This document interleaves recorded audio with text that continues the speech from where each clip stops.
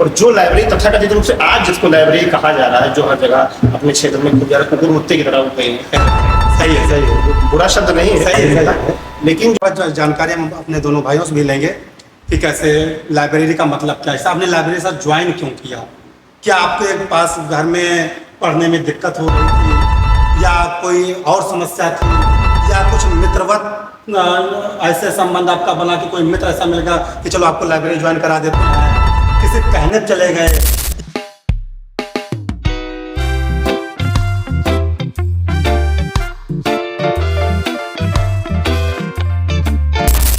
नमस्कार मित्रों, आज फिर अपने YouTube चैनल सफ़र सोने से सखर तक में मैं आपसे आशीष शंकर गोंडा की पावन धरा गोनार्ध से अपने YouTube चैनल पर सभी का हार्दिक स्वागत व अभिनंदन करते हैं। आशा करते हैं मस्त होंगे, व्यस्त होंगे। आज इस नवरात्र के पावन पर्व पर हमारे इस YouTube चैनल पर हम अपने परम मित्रों को आमंत्रित किए थे। नवरात्र की बधाई देने के लिए आमंत्रित किया था, लेकिन बहुत अच्छा सुखद समय था कि आज रविवार भी था, आप लोगों से बीच में बातचीत हुई, युवाओं को लेकर बातचीत हुई। तो हमारे बीच में हम सबसे पहले थोड़ा परिचय कराना चाहेंगे। श्री नरेंद्र कुमार तिवारी जी हैं, जो दिल्ली विश्वविद्यालय से पढ़े हैं और अनेक संस्थानों में भी अपना शिक्षण कार्य आपने किया है और युवाओं के लिए बहुत प्रेरणा स्रोत भी हैं। हमारे इधर साइड में छोटे भाई शिवंकर शुक्ला जी हैं, जो अभी भी यूपीएससी की तैयारी भी कर रहे हैं, नौकरी भी कर रहे हैं, अपना परिवार भी चला रहे हैं। ये भी एक प्रेरणा स्रोत के रूप में आपके कार्य कर सकते हैं और कर भी रहे हैं, क्योंकि इतनी जिम्मेदारी के बाद भी अभी शिक्षा से आप दूर नहीं हुए हैं, लगे हुए यूपीएससी की तैयारी के लिए। इधर हमारे गौरव भाई जी हैं, जो भी अभी स्टडी भी कर रहे हैं, साथ साथ सारी जिम्मेदारियों के साथ साथ पढ़ाई भी कर रहे हैं। आज हम अपने यूट्यूब चैनल पर अपने युवाओं के लिए और जो भी हमारे दर्शक हैं, जो भी हमारे श्रोता हैं, काफ़ी दिन से जुड़े हुए हैं, उनके लिए भी हम एक नया प्रोग्राम शुरू करने जा रहे हैं।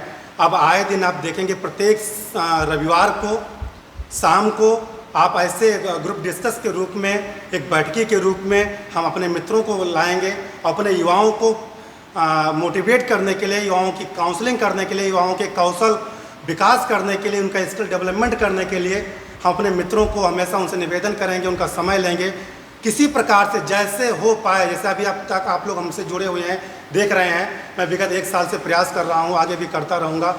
मैं अपने युवाओं से उनको विश्वास भी दिला चुका हूँ कि जिस प्रकार मुझसे हो पाएगा, तन से मन से, मैं आपको अपने पैर पर खड़े करने का पूरा प्रयास करेंगे। तो सबसे पहले हम थोड़ा परिचय जानेंगे। ज़्यादा परिचय हम अपने मुंह से बताएं तो ये अच्छी बात नहीं लगेगा। हम चाहेंगे कि हमारे बड़े भाई नरेंद्र कुमार तिवारी जी ही अपना परिचय बताएं। जी सर। नरेंद्र कुमार तिवारी नाम है मेरा और पढ़ाई वगैरह मैंने दिल्ली विश्वविद्यालय से की है और भाई साहब ने मुझे बुलाया तो सौभाग्य है मेरा कि मैं यहाँ पर आया हूँ आप लोगों के बीच। और बहुत बड़ा परिचय कुछ नहीं है, कुछ जो है विश्वविद्यालय से निकलने के बाद घर पे रहा, तैयारी वगैरह की, पढ़ाई की और स्टडी में इसी में जूझता रहा। बाकी कुछ जगहों पे संस्थानों में एक जगह पढ़ाया हूँ, फिर छूट गया किन्हीं कारणों से और अभी अपनी तैयारी चल रही है, पढ़ाई चल रही है। तो उसी सब सिलसिले में हम लोग यहाँ पर आज ऐसे ही मुलाकात करने आए थे और बातचीत करेंगे। उससे यदि आप जानेंगे मेरा परिचय, कोई बहुत परिचय इतना ही है बस। कहने का अर्थ है कि आपका अपने आप बहुत सूक्ष्म में बहुत बड़ा संदेश दे दिया कि मेरा नाम नहीं, मेरा काम बोलता है। अभी आप लोग परिचय के तहत देखेंगे कि अपने काम के द्वारा ही अपने आप परिचय देंगे। इधर छोटे भाई हमारे शिवंकर शुक्ला जी हैं, आपसे भी थोड़ा परिचय जानेंगे। मेरा नाम शिवंकर शुक्ला है, मैं कॉर्पोरेट सेक्टर में जॉब भी कर रहा हूँ, साथ साथ सिविल की तैयारी भी कर रहा हूँ। उसी के बारे में आज कुछ चर्चा होगी। इधर भाई गौरव जी हैं, उनसे भी थोड़ा परिचय जानेंगे।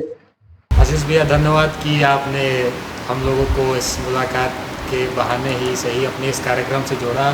और जैसे नरेंद्र भैया साथ में है, शिवांकर साथ में है, तो उसमें जैसे जिस क्रम में लोगों ने अपना परिचय दिया। तो मेरा नाम गौरव है, मैं यहीं का रहने वाला हूँ, गोंडा का मूल निवासी हूँ। मेरी जो शिक्षा दीक्षा है वो यहाँ से ही है, प्रारंभिक स्तर पर। उसके बाद मैं इलाहाबाद विश्वविद्यालय का छात्र रहा हूँ और अभी वर्तमान में जैसे कि हमारे समाज का एक बहुत बड़ा हिस्सा है प्रतियोगी छात्रों का, उसी का मैं सदस्य हूँ।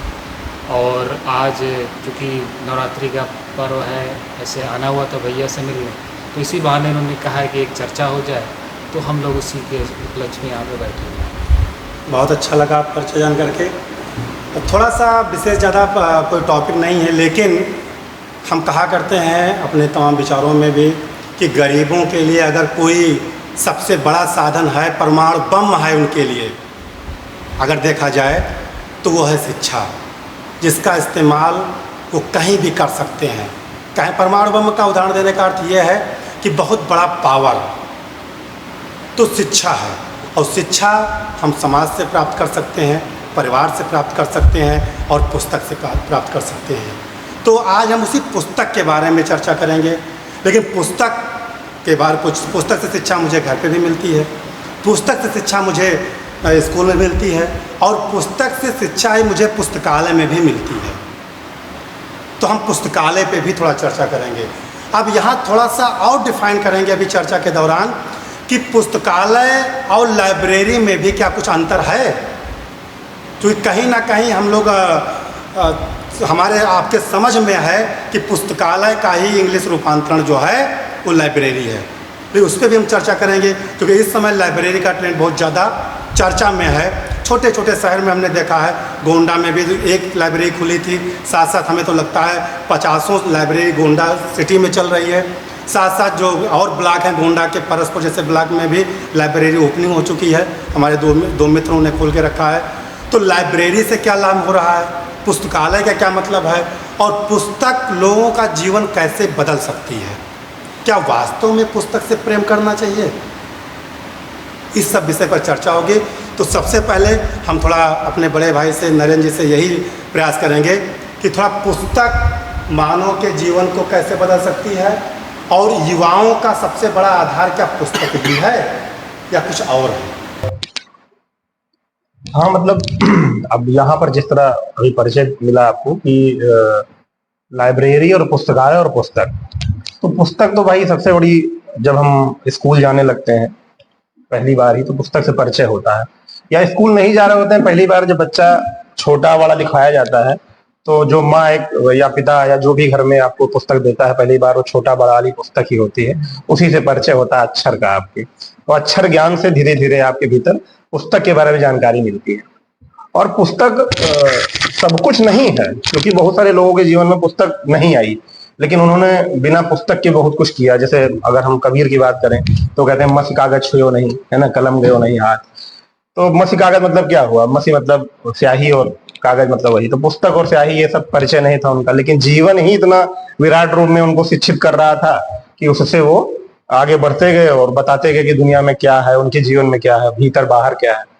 लेकिन अब जो है जीवन हमारा, पुस्तक इस तरीके से जीवन में आ गई है क्योंकि हमारी जो पूरी शिक्षा पद्धति थी वो बदल गई। गुरुकुल वगैरह थे, कभी जो गुरु ज्ञान मिलता था वो खत्म हो गया। स्कूल पूरा शिक्षा जो आधारित है वो पुस्तक आधारित ही है। तो पुस्तक के बिना कुछ भी हो नहीं सकता है, ठीक है। आप पहले दिन से पुस्तक उठाते हैं और जब तक आपकी शिक्षा चलती है तब तक पुस्तक चलती रहती है जीवन में, चलती तो जीवन भर रहनी चाहिए। लेकिन चूंकि हमारे यहाँ की जो पद्धति है, जो तरीका है, वो यही है कि लोग पुस्तक को समझते हैं कि एग्जाम का माध्यम भर है। वो समझते हैं कि जैसे ही एग्जाम यानी लक्ष्य जो उनका पूरा हो गया, एग्जाम या पेपर निकल गया, वो कोई पद पा गए, उसके बाद जीवन में पुस्तक की कोई आवश्यकता नहीं। ये बड़ी खराब बात है, ठीक है। पुस्तक जीवन पर्यंत चीज है, हमेशा रहनी चाहिए। मान लीजिए एक उदाहरण के तौर पे, हमारे यहाँ, हम अवध के बेल्ट के हैं और रामचरितमानस को पढ़ाई जाती है। वो है क्या भाई, रामचरितमानस एक पुस्तक ही तो है, लेकिन वो किस काम में आती है आपके या हमारे पूरे जीवन के लिए पुस्तक है ना, पूरे जीवन को समझाती है आपके। अगर हम पुरुषार्थ की बात करें तो कहते हैं कि धर्म अर्थ काम मोक्ष, इसको अगर समझना चाहे व्यक्ति तो वो पुस्तक उसके काम आती है, ठीक है। आध्यात्मिक रूप से समझना हो किसी को जीवन को तो उसके लिए काम आती है। शिक्षा के क्षेत्र में भी वो दोहे लगते हैं, क्योंकि भाई आप चौथी क्लास के बाद से मुझे लगता है 5वीं में तुलसीदास का परिचय मिलने लगता है। तुलसीदास का परिचय दीजिए, उनके दोहे का फला का अर्थ बताइए। तो इस तरीके से है। लेकिन जो हमारे पुस्तकालय हैं, एक तो पुस्तकालय हुआ, पुस्तकालय का संबंध ही पुस्तक से है, जहाँ पुस्तकें खूब ज्यादा हो, पुस्तकों का घर। आलय मतलब यही है कि घर। तो लेकिन अब उसके बाद बरक्स क्या खुल गया, लाइब्रेरी। लाइब्रेरी वाला कोई नहीं लिखता है कि पुस्तकालय, किसी लाइब्रेरी। यहाँ सर थोड़ा और हम चाहेंगे डिफाइन कर दीजिए, क्योंकि आज के डेट में भी भाई लोग लाइब्रेरी में जाते हैं, लेकिन पुस्तकालय का अगर जैसे भी हम लोग ध्यान में लाते हैं, बच्चे लाते हैं, तो पुस्तकालय ना कहे, पुस्तकालय को भी वो लाइब्रेरी बोल रहे हैं। हाँ, ये है। और लाइब्रेरी में भी आज जो इस समय चला है कि पढ़ने का जो जगह बनाई गई है उसको भी लाइब्रेरी बोल रहे हैं। बच्चे एक ही शब्द यूज कर रहे हैं कि हम लाइब्रेरी जा रहे हैं। तो जबकि अभी आपने बताया कि पुस्तकालय का अलग ही है, तो क्या इसमें क्या चेंजेस हो सकते हैं, या क्या हम लोग गलत संबोधन कर रहे हैं, या ऐसा क्या है? हाँ, गलत संबोधन नहीं है। मतलब इसमें बात होगी कि क्या होता है कि कई बार शब्द संकुचन या शब्द अर्थ विस्तार ले लेता है। होता क्या है कि किन्हीं समयों पे, जैसे पुस्तकालय था, पुस्तकालय का ही अंग्रेजी में अर्थ होता है कि लाइब्रेरी, वहां भी पुस्तक होगी। लेकिन चूंकि अभी जो रीडिंग रूम बन रहे हैं, जहां पुस्तक आप लेकर जाइए अपनी, और वहां बैठकर आपको इतना समय देता है वो, किसी एवज में पैसा लेकर, 100 रुपए 200 रुपए महीने भर का जो भी चार्ज उनका होता है, अपने अपने पुस्तकालयों के वो सुविधाएं देते हैं कि एसी रूम है उनके पास, या चाय कॉफी भी दे रहे हैं, या वाईफाई दे रहे हैं अब, है ना। तो आप वहां अपनी पुस्तक लेके जाइए और पढ़िए, उसको वो लाइब्रेरी बोल रहे हैं, जबकि वो रीडिंग रूम है। लेकिन चूंकि लाइब्रेरी बोलने से उनका काम चल रहा है क्योंकि ये पैटर्न में चल गया, तो कोई उस पैटर्न को तोड़ नहीं पा रहा है या तोड़ना नहीं चाहता है, इसलिए उसको लाइब्रेरी बोल रहे हैं। मूलतः वो लाइब्रेरी है नहीं। ठीक है, लाइब्रेरी बोलने से उनका काम चल जा रहा है। वहां लाइब्रेरी का दूसरा अर्थ होगा, वहां बच्चे ज्यादा हैं, पुस्तकें नहीं है। ठीक है, पुस्तकें अपने अपने लेके आए हुए हैं वो। और जो पुस्तकालय सही में, जैसे जिला पुस्तकालय गोंडा है, वहां पर आप जाएंगे या जो जाना चाहें, यहाँ के विद्यार्थी कहीं भी एक बार पुस्तकालय का, एक या कई बार पुस्तकालय का एक विजिट करना चाहिए। स्कूल के, जो स्कूल में लोग पढ़ाते हैं, टीचर है या प्रिंसिपल है, हर स्कूल के लोगों को एक बार पुस्तकालय लेकर जाना चाहिए बच्चों को। कम से कम वो देखें तो पुस्तकालय क्या चीज है, ताकि उनके अंदर भी, जो बच्चे छोटे हैं जो लाइब्रेरी नहीं जा पाते हैं, और जब वो बड़े होकर निकलेंगे वो लाइब्रेरी का वही मतलब न समझने लगे। क्योंकि समस्या क्या होगी, जब पुस्तकालय खत्म हो जाएंगे, जो नष्ट हो रहे हैं पूरी दुनिया में हो रहे हैं, पुस्तकालय कम होते जा रहे हैं। और गोंडा में मुझे लगता है 1-2 पुस्तकालय है, 2 या 3 होगा, बहुत होगा। मेरे जानकारी में 3 है, लेकिन एक चलता है केवल। ठीक है, एक जीवी जो रेलवे स्टेशन पे पुस्तकालय है, वो लगभग बंद रहता है, रेलवे स्टेशन वाला। तो पुस्तकालय को समझने के लिए पुस्तकालय जाना पड़ेगा, एक बार देखना पड़ेगा कि यहाँ पुस्तक रखी है, किस किस की रखी है, हजारों किस्म की, लाखों दुनिया के जो राइटर किस तरह लिखे हैं, क्या क्या लिखे हैं, उनकी पुस्तकें हैं वहां पे। और जो लाइब्रेरी तथाकथित रूप से आज जिसको लाइब्रेरी कहा जा रहा है, जो हर जगह अपने क्षेत्र में खूब ज्यादा कुकुर मुत्ते की तरह उग गई है, कह सकते हैं। सही है। बुरा शब्द नहीं है, सही है। लेकिन जो है वो लाइब्रेरी का मतलब वहां पर सिर्फ रीडिंग रूम है, वो आपको पढ़ने को देता है। बाकी ये लोग पुस्तकालय से जुड़े हुए हैं, कुछ बात करेंगे, हम लोग डिस्कस कर ही रहे हैं। सही, देखिए 2 बातों में अच्छा 2-3 पॉइंट निकल के आया कि आप निवेदन किया, हम भी निवेदन करेंगे अपने चैनल के माध्यम से कि प्रत्येक अध्यापक, प्रत्येक प्रिंसिपल, मैनेजर जो भी स्कूल चला रहे हैं इंटरमीडिएट तक या उसके ऊपर, अपने बच्चों को एक बार लाइब्रेरी जरूर, पुस्तकालय जरूर घुमाइए, पुस्तकालय से बच्चों का परिचय जरूर कराइए, कि बच्चों के जीवन में पुस्तकों का इस समय बहुत अधिक महत्वपूर्ण है, इसलिए वहां ले जाइए। साथ साथ पुस्तकालय में और लाइब्रेरी में डिफरेंस बताइए। और जैसे आपने अभी कहा लाइब्रेरी की बात कहा, तो लाइब्रेरी में हमारे दोनों भाई जो उससे अटैच में है, क्योंकि अभी प्राइवेट सेक्टर में काम करने के साथ साथ, परिवार के साथ साथ आप लाइब्रेरी जा करके, जैसे भी आपने डिफाइन किया है कि लाइब्रेरी में हम कह सकते हैं कि अध्ययन रूम है, वो स्टडी रूम कह सकते हैं।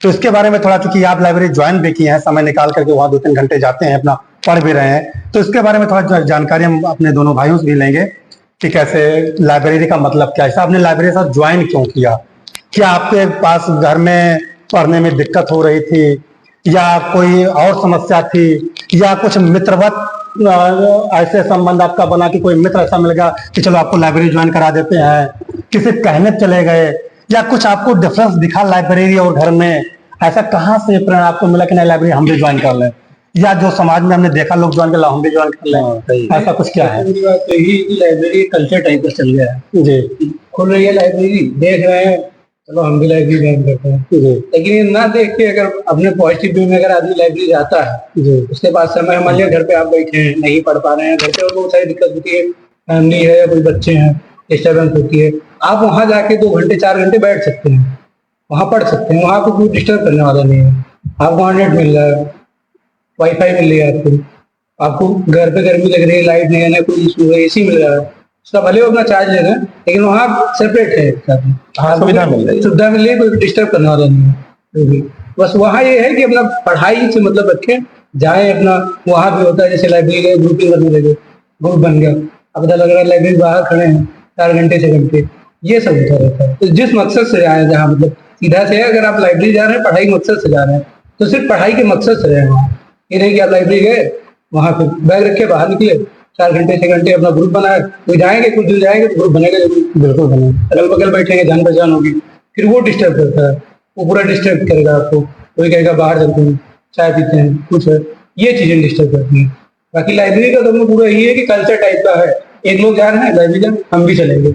लाइब्रेरी जाने का मतलब नहीं है, लाइब्रेरी से फिर आप आउटपुट क्या ले पा रहे हैं, वहां जा रहे हैं तो आप क्या ले पा रहे हैं, पढ़ पा रहे हैं, नहीं पढ़ पा रहे हैं, क्या मिल रहा है आपको, ये बहुत मैटर करता है।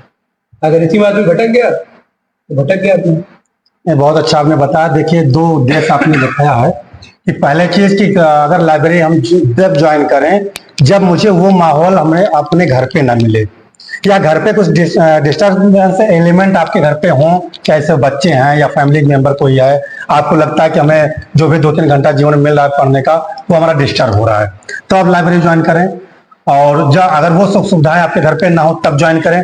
दूसरी चीज आपने बताया कि अगर लाइब्रेरी ज्वाइन करते हैं और वास्तव में आप लाइब्रेरी का मतलब जो भी आपने आपके अर्थ जो अर्थ है कि पढ़ने का एक अलग सा माहौल मिल जाए, तो जिस माहौल को लेने के लिए, जिस शांति को लेने के लिए, जिस एकांत में पढ़ने के लिए आप लाइब्रेरी जा रहे हैं, तो वहां से सिर्फ और सिर्फ एक मकसद हो कि हम पढ़ेंगे। वहां आप एक ग्रुप ना बनाइए, वहां आप पूरा फ्रेंडशिप ना बनाइए। उस 3 घंटे 2 घंटे 4 घंटे जिसके लिए आपने लाइब्रेरी लिया है, वो पूरा फोकस आपके, क्योंकि आपने घर छोड़ा, परिवार छोड़ा, उस 4 घंटे के लिए मोबाइल छोड़ा, समाज छोड़ा, शायद बहुत कुछ आप छोड़ करके 4 घंटों का त्याग करके आप लाइब्रेरी जाते हैं। फिर जब आपने सब कुछ छोड़ करके आप एक चीज पकड़ रहे हैं, शिक्षा, तब ध्यान रखिए कि कुल शिक्षा ही पकड़िए, सब पकड़ने का चाहिए ना रखिए। जैसे अभी तुलसीदास जी की आपने चर्चा किया कि एक भरोसा, एक बल, एक आत्मविश्वास, तो एक पे भरोसा कीजिए तो आपका जीवन बदल जाएगा। ऐसे हमारे गौरव भाई भी हैं, हम इनसे जानेंगे कि आप तो भी पढ़ ही रहे हैं, बहुत उद्देश्य से लगे हुए हैं और पढ़ने के साथ साथ आप पूरा फोकस अपने करियर पे दे रहे हैं। तो यहाँ पुस्तक की बात आई थी, आपके जीवन में पुस्तक का क्या महत्व रहा है? कुछ ऐसे अट्रैक्टिव चीजें आपको दिखी कि या कोई नई पुस्तक दिखी या कोई ऐसे राइटर आपके दिख गए जो जिन्होंने आज ये मैग्नेट आपको खींच लिया हो? अभी तक के जीवन में पुस्तक का कैसा फ्रेंडशिप आपका रहा?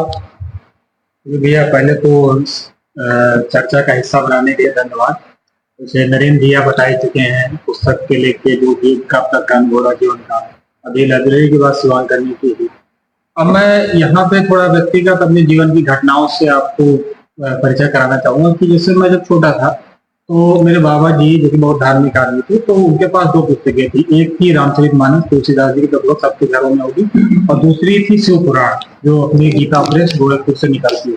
तो मैं लगभग 2-3 साल तक मैं जाता था और उस मतलब वो किताब, दोनों किताबों को कुछ में हिंदी में अनुवाद उनका रहता था, शिव पुराण तो पूरी हिंदी में थी, तो मैंने उनका विधिवत अपना अध्ययन में करता था। वो चीजें मुझे याद थी, कंठस्थ थी। और कहीं ना कहीं एक जो लोग मुझे आज के जीवन में, मैंने इतनी पढ़ाई की, मैं इलाहाबाद विश्वविद्यालय का छात्र रहा, मैं अप्रत्यक्ष रूप से मैंने काशी हिंदू विश्वविद्यालय से भी अपनी शिक्षा ग्रहण की। तो वहां पे मैं अपने आप का जो एक अपना कहना चाहिए अपनी जब खुद का जब परीक्षण करता हूँ तो पाता हूँ कि मेरे अंदर एक चीज है कि मैं चीजों को याद रखने, मैं किसी चीज का विश्लेषण करने के बजाय चीजों को याद रखने में ज्यादा सक्षम पाता हूँ। तो कहीं ना कहीं मुझे लगता है कि मेरे अंदर जो ये इस गुण का विकास हुआ उन्हीं 2 पुस्तकों का, एक शिव पुराण, एक रामचरितमानस, इनकी वजह से।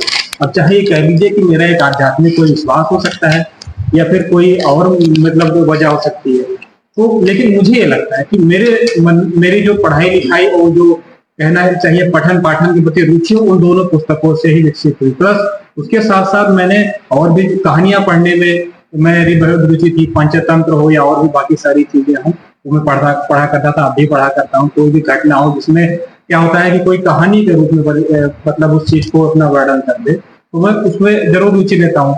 तो पुस्तक का तो एक मेरे जीवन में महत्व रहा। बात रही आपने मुझसे जो प्रश्न पूछा किसी लेखक का, तो अलग अलग समय में कोई ना कोई लेखक हमारे जीवन में प्रासंगिक रहते हैं। जैसे कि हम लोग बचपन में थे तो प्रेमचंद जी की कहानियां जो कक्षा 5 में थी, पंच परमेश्वर है, आगे चल के हम लोगों ने उनकी कक्षा 9 में मंत्र पढ़ी तो वो हमें आकर्षित करते थे। उस समय जयशंकर प्रसाद जी की मंत्र ममता करके कहानी थी, वो हम लोगों को आकर्षित करती थी। थोड़ा और आगे जब हम लोग गए तो जिन कहानी पढ़ना हुआ तो नए नए उसमें लेखक आए, जैसे कि कहना चाहिए कि जो अभी आज के समय में बहुत इसमें सोशल मीडिया पे परिचर्चित है, नरेंद्र भैया तो उससे अच्छे तरीके से मतलब वाकिफ है, नई वाली हिंदी है, इसमें मैंने मतलब कुछ लेखकों को पढ़ा। पुस्तक में मुझे बहुत अच्छी लगी थी, एक डार्क हार्ट नीलोत्पल मृणाल की है। जब मैं नया नया जब प्रतियोगी छात्र था तो उस समय मैंने उनको पढ़ा, वो बहुत अच्छी पुस्तक लगी। लगभग इस पॉडकास्ट को देखने वाले कई सारे जो युवा मित्र हैं हमारे उस पुस्तक से परिचित हो गए। डार्क हार्ट जो कि यूपीएससी एस्पिरेंट्स की कहानी है, मुखर्जी नगर दिल्ली में केंद्रित है। और बाकी लेखकों में कहा जाए तो जो मुझे लगता है कि जो बाबा हमारे लिख गए, हमारे पूर्वज गोस्वामी तुलसीदास जी, उन्होंने जो लिख दिया वो अकाट्य सत्य। जीवन के किसी भी क्षेत्र में आप देख लीजिए, चाहे वो उनकी सब बात हो कि कर्म पर प्रधान विश्व रचि राखा, जो दस करे दस को, वही है कि पूरी दुनिया जो है वो एक कर्म प्रधान है, जो जैसा कर्म करता है वैसा ही फल पाता है। और भी उनकी श्रेणी में लेखक कई हैं, हर किसी ने अपने, क्योंकि शिक्षा का प्रचार प्रसार इतना हुआ है, चाहे वर्चुअल माध्यम हो, ऑफलाइन से लेकर ऑनलाइन तक हो, डिजिटल माध्यम हो, ज्ञान हर जगह हर कोई अपने हिसाब से ले रहा है। लेकिन जो अगर कहा जाए किसी ने प्रभावित किया है तो हमारे लिए गोस्वामी तुलसीदास, उनकी लिखी रामचरितमानस और बाकी भी जो उनकी रचना है जो हम कहीं पढ़ते हैं, जैसे कि मुझे अभी बिल्कुल नहीं ध्यान आ रहा है, लेकिन जब वो हमारे प्रभु आराध्य श्री राम को कहते हैं गरीब नवाज भी बोल देते हैं, जब वो अपना एक जीवन चरित्र बताते हैं कि मांग के खैबो मस्जिद में सोबो, मतलब मैं मांग के खाऊंगा मस्जिद में सो लूंगा, इस तरह की जो वो बातें करते हैं तो लगता है कि हाँ एक पर्याप्त ज्ञान है व्यक्ति के अंदर। तो मेरे नजर में जो ये कहना चाहिए गोस्वामी तुलसीदास जी एक बड़े लेखक हैं अपने मामले में। बाकी उसके बाद जहां से हम लोगों का साहित्य के प्रति रुचि शुरू होती है, उनकी कोई बराबरी नहीं कर सकता कथा सम्राट मुंशी प्रेमचंद जी। और धीरे धीरे अगर साहित्य में कहा जाए और भी कवियों के मामले में तो जैसे महादेव वर्मा है, उन्होंने विरह पे गीत लिखे हैं। ये मैं मतलब हिंदी साहित्य में बात कर रहा हूँ, ऐसा नहीं और भाषाएं नहीं, यहाँ अंग्रेजी के भी बहुत सारे जानने वाले सुधी पाठक होंगे और सारे हमारे मतलब श्रोता होंगे, दृष्टा होंगे। लेकिन मेरा अपना व्यक्तिगत जो हमने तो मेरे लिए गोस्वामी तुलसीदास, मुंशी प्रेमचंद, इनकी रचनाओं ने काफी मुझे मतलब प्रभावित किया। कहीं ना कहीं जो एक मेरे बात व्यवहार कौशल हर चीज में जो उनकी लिखी हुई जो बातें हैं वो कहीं ना कहीं बड़े अच्छी थी। बहुत अच्छा, और होना भी चाहिए। जो आदमी पढ़ना शुरू करता है तो कुछ लोग ऐसे उनके फेवरेट बुक हो जाती है, कुछ लोग फेवरेट राइटर हो जाते हैं।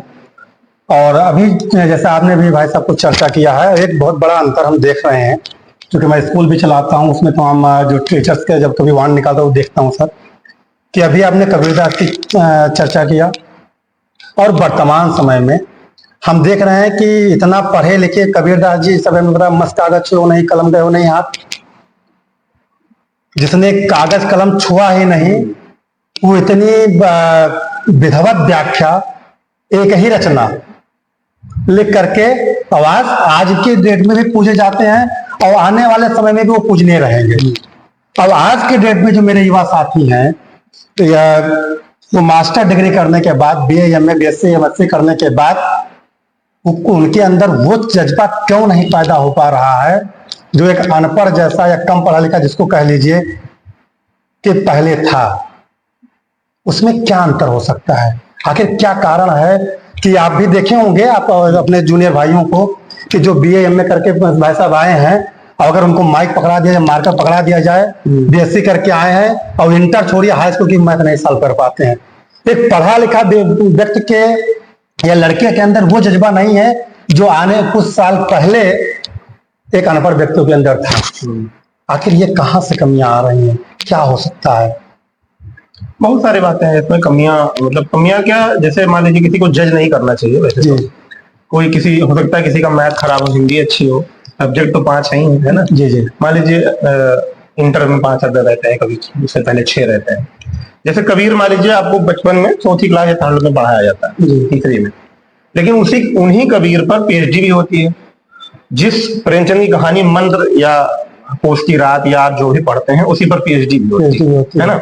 उसी कहानी में आपको संदर्भ बताना होता है पहले बचपन में कि संदर्भ सहित व्याख्या कीजिए, इस कहानी से आपको क्या सीख मिलती है ना।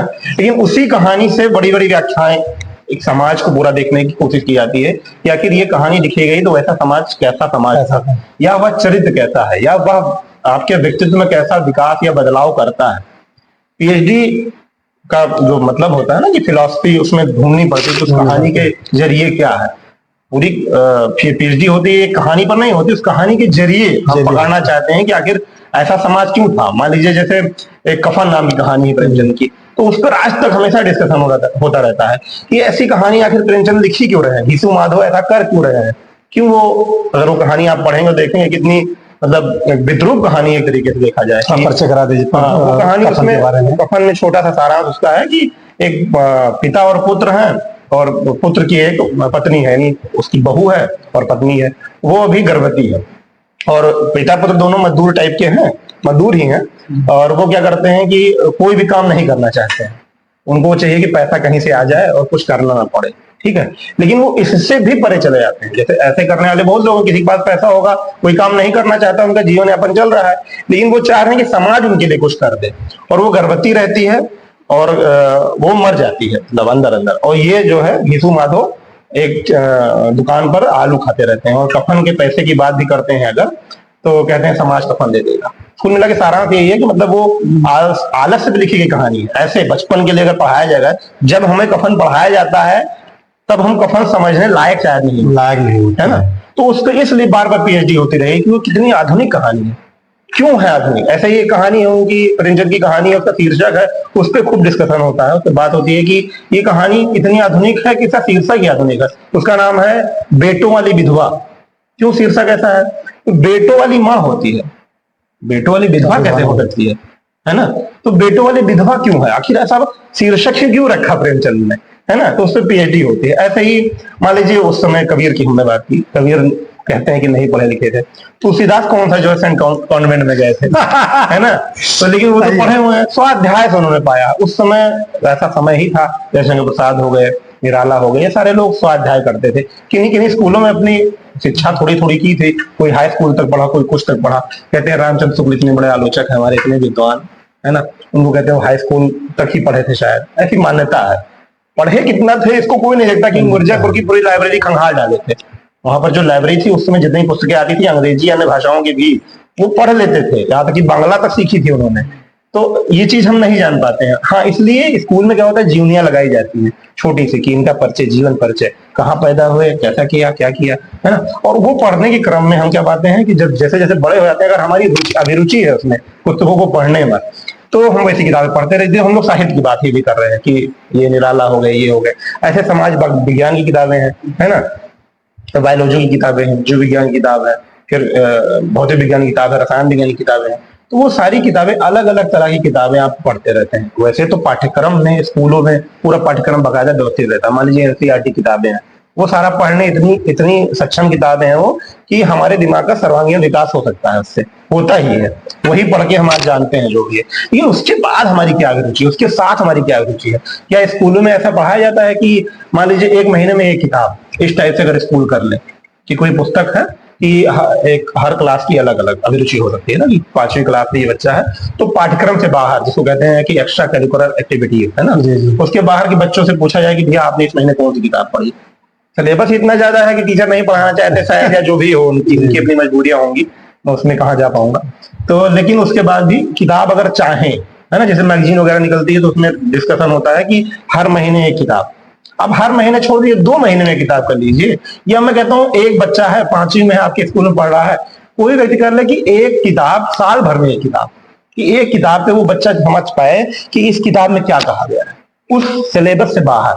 अब एक किताब चुन सकते हैं हर क्लास के बच्चों के लिए अलग अलग, या चाहे तो पूरे स्कूल के लिए नियम रख दें कि भैया ये किताब पूरे स्कूल में हर विद्यार्थी को पढ़नी है, वो सिलेबस से बाहर है। तो क्या अभिरुचि तो जन्म ले सकती है किताबों के बारे में। कोई किताब ऐसी सेलेक्ट कर लीजिए आप कि बच्चा समझ पाए, उसको जान पाए, उसके जरिए वहां तक पहुंच पाए, और उसके जरिए जान पाए कि हाँ इस पर पीएचडियां होती हैं, क्यों होती हैं। आखिर हमको पढ़ाया जाता है तो इतने छोटे स्तर पे ये पढ़ाया जाता है, तो इसमें ऐसा क्या महत्वपूर्ण है कि इस कहानी पर इतनी बड़ी बड़ी बातें की जा रही हैं, इतनी आलोचनाएं लिखी जा रही हैं, उतनी किताबें क्यों आ रही हैं। और ये पुस्तकालय जाने में पता चलता है कि हाँ कितनी कितनी किताबें लिखी गई हैं। जर्नल्स पढ़ने से तो पता लगेगा, है ना, पत्रिकाएं पढ़ने से पता लगेगा। तो ऐसे ही कि अभी जो आपने क्वेश्चन पूछा उसमें ये था, जो मैं निकल गया था, हम निकल ही जाते हैं बातचीत करने में, उसमें यह है कि जैसे जो लोग नहीं बता पाते हैं, उनकी अभिरुचि शायद पढ़ने में नहीं रही और जबरदस्ती उन्हें पढ़ाया गया। क्योंकि हमारे यहाँ क्या हो गया है कि अब जो बच्चे पैदा हो रहे हैं, सभी हमारे आने वाली पीढ़ियां भी, हमारे घर में बच्चे होंगे, और हमें पढ़ाना ही है, क्योंकि हमारा कल्चर वैसा बन चुका है, पढ़ाना ही है, हमारी मजबूरी नहीं है, वो तरीका ही वैसा हमने डेवलप कर, हमने पैदा कर लिया कि उसे पढ़ाएंगे। आप किस स्कूल में डालेंगे इसकी भी डिस्कशन चलती है, ये अच्छा है वो बुरा है ना, या फिर आपकी जितने आय होती है उस हिसाब से आप अपने बच्चे को डालते हैं। स्कूल ऐसे भी हैं जहाँ पे आप शिक्षा कम से कम पैसे में ले सकते हैं, लेकिन वो अच्छा नहीं लगेगा, और जहाँ ज्यादा पैसा लगता है वो आदमी को अच्छा लगता है। ऐसी हमारी मान्यता बनती चली गई है। तो जो बच्चे मान लीजिए कहीं से ऐसे पढ़ के आए और बीएससी कर लिया या बीए कर लिया, और उसके बाद आए वो कलम, जो आप कह रहे हैं कलम दे दीजिए, माइक दीजिए, नहीं बोल पा रहे हैं, तो एक तो कॉन्फिडेंस नहीं है उनके अंदर, हो सकता है डर हो सकता है वो बहुत जानता हो, लेकिन उस समय हो सकता है उसके अंदर डर हो किन्हीं कारणों से, वो कभी स्टेज पे पहले ना आया हो, जैसे मैं यहाँ पहली बार शायद आया हूँ तो वो डर रहता है। और दूसरा ये हो सकता है कि उसे सही में ज्ञान ना हो, उसे पता ही ना हो। क्यों? क्योंकि हो सकता है पूरे जीवन में बहुत लोगों को ऐसा होता है कि उन्हें पता ही नहीं होता वो क्या कर रहे हैं, क्यों कर रहे हैं।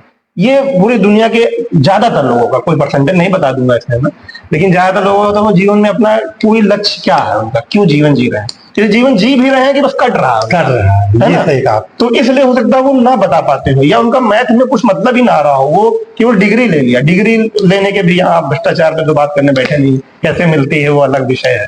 ठीक है मैंने सही कहा आपने।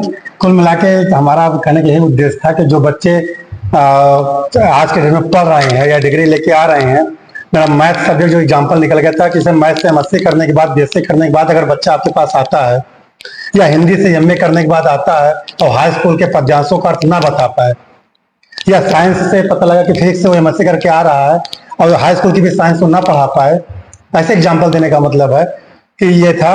लेकिन वह यही क्वेश्चन आपसे करना चाह रहा हूँ कि जो हमारे युवा हैं, आखिर क्या कारण है कि आप इतनी डिग्री लेकर के भी आप 10 बच्चों को नहीं संदेश दे पा रहे हैं, या जिस चीज को आपने पढ़ा है उसका एक्सप्लेन ही करने में आपको दिक्कत हो रही है, और आप घर बैठे हैं। अब एक ऐसे हमारे पूर्वज थे जो बहुत कम पढ़े लिखे थे, बाद में पढ़े, कैसे पढ़े, समाज से पढ़े, समाज से सीखा, और समाज से सीख करके समाज से भाषा सीखा, समाज से ज्ञान सीखा, और वो ज्ञान देते देते आज इस स्तर पर पहुंच गए हैं तो उन पर पीएचडियां हो रही हैं। तो कहीं ना कहीं हमारे आपके अंदर कॉन्फिडेंस का लूज हो सकता है, लेकिन यदि उसमें हम सुधार करें तो क्या हम नहीं कर सकते हैं? हम भी कर सकते हैं। तो ये भी चीज आपने सही कहा कि कॉन्फिडेंस लूज हो सकता है, लेकिन जैसे अभी आपके शब्द आपने और इस्तेमाल किया कि डिग्रियां कैसे मिल रही हैं, तो ये चीज ये भी आपने सही कहा, रियल भी है, लेकिन मार्केट में क्या मिल रहा है इससे सोचने से पहले अगर हम ये सोच लें कि क्या वो हमारे लायक है, हमें लेना है या नहीं लेना है। वो मिल रहा है, मिलने दीजिए, अगर हमें नहीं ले रहा है कोई बात नहीं है। बात अभी आपने कहा कि अच्छे पैसों की या अच्छे फीस की, ये भी सही है कि लोग आज के डेट में एजुकेशन नहीं डेकोरेशन देखते हैं, वो डेकोरेशन पे ज्यादा फोकस करते हैं। लेकिन एजुकेशन ऐसा नहीं कि अगर एजुकेशन पे हम फोकस करेंगे तो एजुकेशन से बाद में हम डेकोरेशन कर सकते हैं, लेकिन आज वो डेकोरेशन देख रहे हैं तो एजुकेशन पर नहीं फोकस कर रहे हैं, वही बच्चे हैंडीकैम बन के चले आ रहे हैं। हमें उस पर ध्यान देने की जरूरत है, तब जाकर के हम कहीं किसी भी स्थान पर खड़े हो पाएंगे और अपनी शिक्षा का हम प्रेजेंटेशन कर पाएंगे। तो ये भी ध्यान रखिए। और यही शिक्षा आपको हर जगह, ऐसे नहीं लाइन बोलना बहुत आसान होता है किसी भी चीज व्यक्ति की, जो उन्होंने लाइन कह दिया, जब भी बैठेंगे आप उस लाइन का व्याख्या करने के समय तो शायद कई पेजेस भर जाएंगे। अम्बेडकर जी की वो लाइन से बोला करते हैं कि शिक्षा शेरनियों शेरनी का दूध है, ठीक है, लेकिन वो दूध जिसने पिया वो धार रहा है।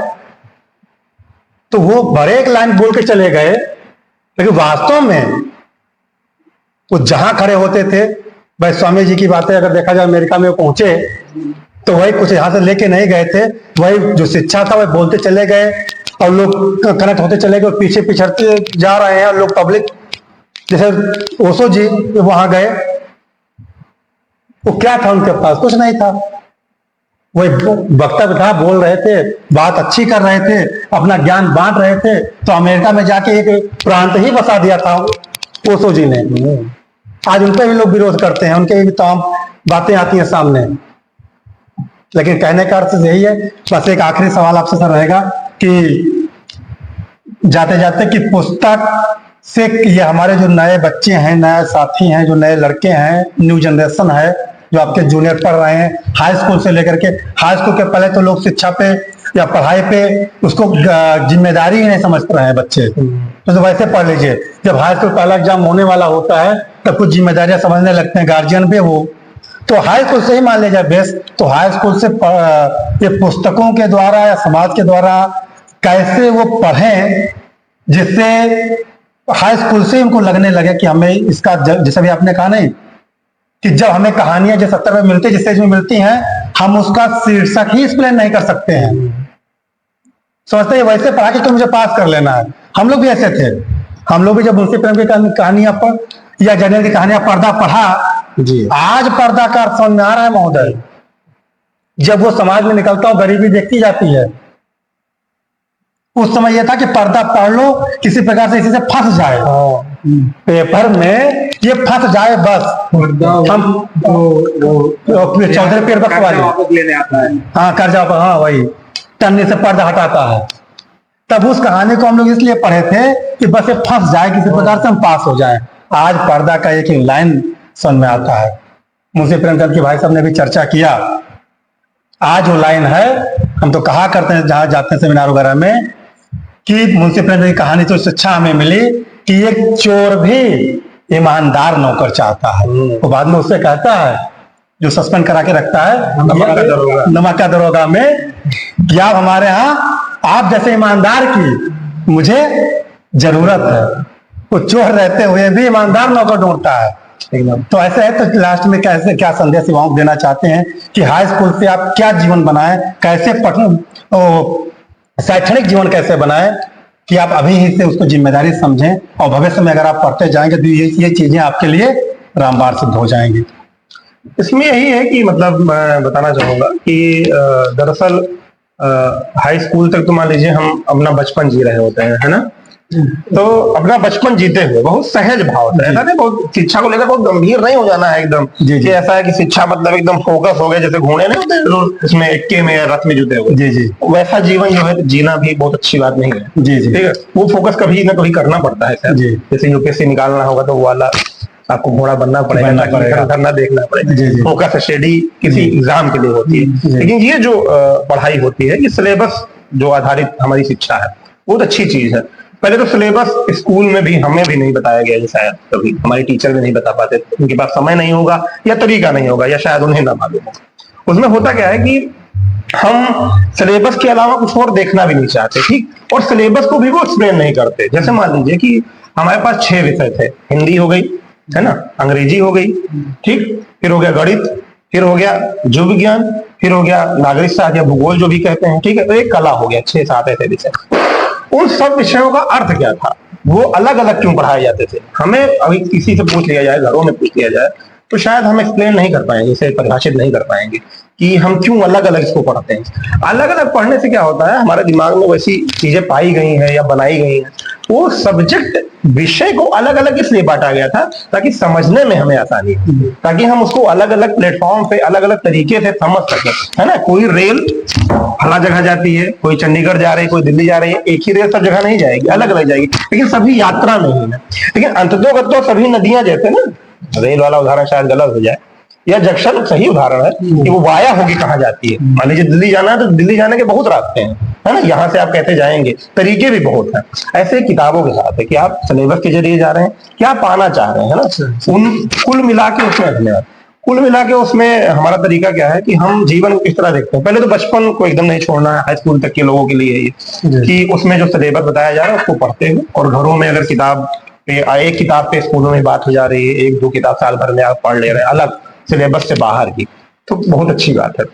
अब यहाँ बात है, भैया ने पूछा कि हाई स्कूल के बाद कैसा हो, तो हाई स्कूल के बाद जैसे जैसे आपका जीवन, आप मेच्योर होने लगते हैं, धीरे धीरे बड़े हो रहे हैं, है ना, तो उसके बाद आप तय करने लगते हैं कि आपको कौन सी साइड लेनी है। किसी को कॉमर्स पढ़ना होता है, किसी को आर्ट साइड में, कुछ वो आर्ट साइड में ही आता है, किसी को साइंस लेना होता है, डॉक्टर वगैरह बनना है या इंजीनियरिंग में जाना है, ठीक है, यूपीएससी वाले भी पढ़ रहे हैं आप, बहुत सारे फील्ड हैं, उन फील्ड की जानकारी स्कूलों को देनी चाहिए ताकि बच्चों को पता रहे कि कहाँ जाना चाहते हैं। हालांकि माता पिता को पता रहता है, हमारे यहाँ 2 ही 4 चीजें हैं जिसको बहुत अच्छा माना जाता है, डॉक्टर बनना, इंजीनियर बनना, उसके बाद हो गया आईएएस बनना, है ना। इन 3 चीजें हो गई, फिर वकील हो गया मान लीजिएगा, जोड़ लीजिए, या मैनेजमेंट का कुछ हो गया, ये 3-4 चीजें बड़ी बड़ी हो। इसके अलावा बहुत सारी चीजें हैं, लेकिन किताब को लेकर ये है कि किताब जीवन में आपके बहुत कुछ करती है। जैसे हम अभी जो बात कर रहे हैं वो लिटरेचर की बात कर रहे हैं।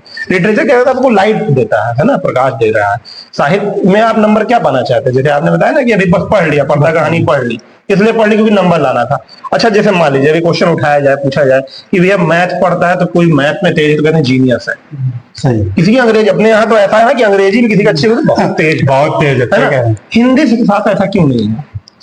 आखिर 100 नंबर तो हिंदी भी देगी, बिल्कुल है ना, अंग्रेजी भी 100 नंबर देगी आपको, और गणित विज्ञान भी 100 नंबर ही देगा। तो उस 100 नंबर के लिए आप जिद्दोजहद नहीं करते हैं, और उसके लिए हिंदी में कोई जीनियस नहीं है। क्यों, क्या कारण है? तुलसीदास को कभी आपने देखा कि लिखा हुआ जीनियस? आइंस्टाइन की फोटो बनी होगी, जीनियस लिखा होगा। तुलसीदास क्यों नहीं मानते आप? आइंस्टाइन क्या भाषा विज्ञान के बारे में कुछ कहते थे?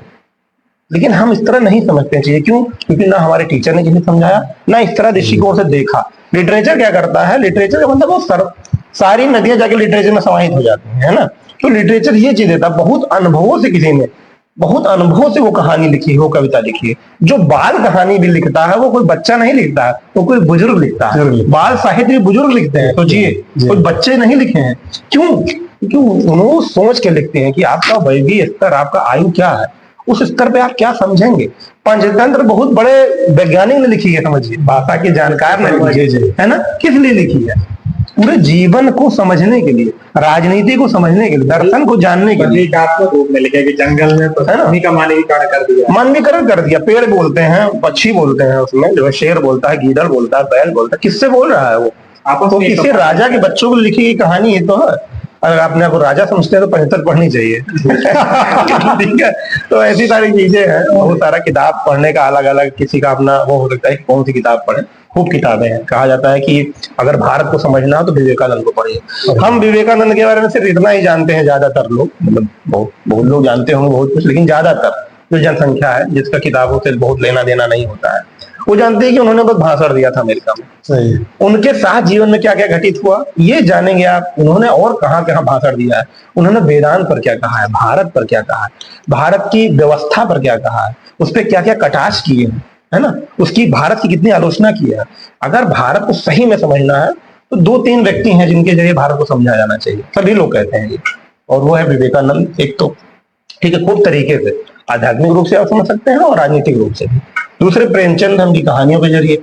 गांधी जी ने कहा है कहीं कि अगर पूरे दुनिया से सभी साहित्य, भारत से सारे साहित्य हटा लिए जाए और केवल प्रेमचंद की कहानियां बचे हैं तो हम जान सकते हैं भारत कैसा है। ठीक है। उसके बाद स्वयं गांधी जी हैं, गांधी जी का जीवन पूरा बचपन से लेके वहां तक। ठीक है, किसी को गांधी जी ना पसंद हो अलग बात है, अपनी अपने पसंद की बात है। बहुत लोगों को प्रेमचंद नहीं पसंद है, तो मुझे अपना प्रेमचंद पसंद है, मुझे अपना गांधी पसंद है, मुझे अपने विवेकानंद पसंद है। ये करके हम रखते हैं ना। जैसे हर आदमी में 10-20 आदमी होते हैं, उसमें कुछ नेगेटिव सेंस में होते हैं। जैसे मान लो हमारे घर में हमारे मेरे पिताजी हैं या आपके पिताजी हैं, दूसरे को कहूंगा उदाहरण तो बुरा लगेगा, अपने पिताजी का आदमी दे देता है। हमारे पिताजी के अंदर बहुत सारी अच्छाइयां होंगी, कुछ कमियां होंगी। हम कैसे देखते हैं उसे? पिताजी छोड़िए, मेरे अंदर ही होंगी भाई, बहुत सारी कमियां होंगी, उसको मत लीजिए आप। ऐसे ही किसी भी राइटर के साथ है, किसी भी किताब के साथ है, आपको जो अभिरुचि हो आप पूछिए, ढूंढिए, पुस्तकालय जाइए, है ना। और सबसे जरूरी चीज कि आज जैसे तुलसीदास की एक पंक्ति है ना कि सकल पदारथ यह जग माही कर्महीन नर पावत नहीं, तो इसके लिए एक पंक्ति है, मैं कभी लिख गई थी कि सकल पदारथ यह नेट माही और सर्चहीन नर पावत नहीं। कि बिना सर्च किए, सर्च जो नहीं कर सकता है उसको नहीं पाएगा। नेट पे लगभग चीजें उपलब्ध है। सही है। आप ढूंढिए, पढ़िए। हाँ, डिस्ट्रैक्ट होना भी है। पढ़ रहा था, एक जगह लिखा था कि सब कुछ गूगल पर है, केवल खुद को ढूंढना है। खुद को ढूंढना है। सही। ये हमारा तरीका भी था, हम सोचते डिस्कस करेंगे हम लोग, तो अभी शायद हमारा पहला प्रोग्राम और जैसे नए छात्र हैं कोई भी, ये होता है ट्रेंड टाइप का चलता है कि ये पढ़ रहे हैं, ये पढ़ रहे हैं, हम भी यही पढ़ेंगे। ये अपना पोटेंशियल नहीं देखते हैं। हाँ। कि हम कर सकते हैं कि नहीं कर सकते हैं। जैसे हम हाई स्कूल में, इंटर में हैं, इंटर में हमें सब्जेक्ट चूज करने का ऑप्शन मिला, अब मैथ है, बायोलॉजी है, कॉमर्स है, मुझे ये नहीं पता है कि मैं क्या पढ़ सकता हूँ। हाँ, पता है कि मैं मैथ ले सकता हूँ, सही कह रहे हैं, या बायोलॉजी लेके पढ़ सकता हूँ। उनके मित्र मैथ ले रहे हैं तो मैथ ले लिया। वो मैथ ले रहे, इस वजह से भी परिवार भी दिलाते हैं, परिवार जी का लड़का पढ़ रहा है, उसमें बहुत ये वाला सही है। लास्ट में वही आके फेलियर हो जाते हैं। जैसे उस समय तो ले लिए, अब इंटर में मैथ ले लिए तो आके यही है, फिर बीएससी करेंगे, बीएससी करेंगे तो पिछला कमजोर है। ये इसीलिए होती है। स्कूलिंग किस लिए है भाई? स्कूल किस लिए बनाए गए थे? आपकी अभिरुचि को परखने, जांचने और समझने के लिए। सबसे बड़ी बात आप एक तो खुद को भी जाने और स्कूल बताएगा कि तुम्हारे अंदर क्या जो पोटेंशियल है वो अनलॉक करेगा स्कूल, और क्या? वो क्या कर रहा है स्कूल, अगर नहीं कर रहा सिलेबस करके, आपको रथ में घोड़ा बन के जुतना है, अगर जीवन में कुछ पा लेना। जैसे मान लो एक क्वेश्चन होता है ना कि इंटरव्यू होता है कि आईएएस बनना है, सबको बनना होता है, बहुत सारे लोग तैयारी करते हैं। आईएएस बनना किसी का लक्ष्य है, तो आईएएस बनने के बाद क्या, वो अंतिम लक्ष्य, तो जीवन का लक्ष्य क्या है? तो लिटरेचर क्या करता है, आपको वो जीवन का लक्ष्य देता है। आप अपने आप को खोजने के साथ समाज के साथ खोजते हैं। आप कम्युनिटी में रहते हैं ना, एक समाज में रह रहे हैं, उस समाज की क्या समस्याएं हैं उसको इतने लोग अभी तक दूर क्यों नहीं कर पाए। हो सकता हो उन तक वो चीजें पहुंची ही ना हो जो पहले लिखी गई है। ये काम आप खोद के कर सकते हैं भाई। रिसर्च करना क्या हुआ, खोदना ही तो है, ढूंढना ही तो है भैया। साहित्य हमारा जो आखिरी लक्ष्य है वो साहित्य उसमें सहायता करता है। तो मैं मतलब बताना चाहूंगा, अपना एक बहुत बड़े शिक्षक हैं, सेलिब्रिटी भी हैं, सब जानते हैं, उनका नाम नहीं लेना। तो पढ़ाते समय हम लोग को बता रहे थे कि उनका कोई छात्र था, तो अभी वो आईपीएस है। तो उन्होंने उससे कई दिन बाद जब सिलेक्ट हो गया, 7-8 साल की सर्विस के बाद उससे पूछा कि बताओ आज सर्विस में, अपनी सेवा में, पुलिस की सेवा में तुम क्या तुम्हें ऐसा लगता है कि हाँ ये सेवा के लिए तुम बने? तो वो बताने लगा उनसे कि देखिए सर, मैंने हिंदी साहित्य विषय था मेरा, तो मैंने उसमें उपन्यास वो गोदान पढ़ा, उसका मुख्य पात्र है होरी। तो जो होरी की उसमें आखिरी में पूरी घटना उसके जीवन की चलती, आखिरी में जो उसकी दशा होती है, तो मेरे मन में यही रहता है कि हर दिन मैं एक होरी को बचा लूं, मतलब वैसा किसी के साथ आनंद।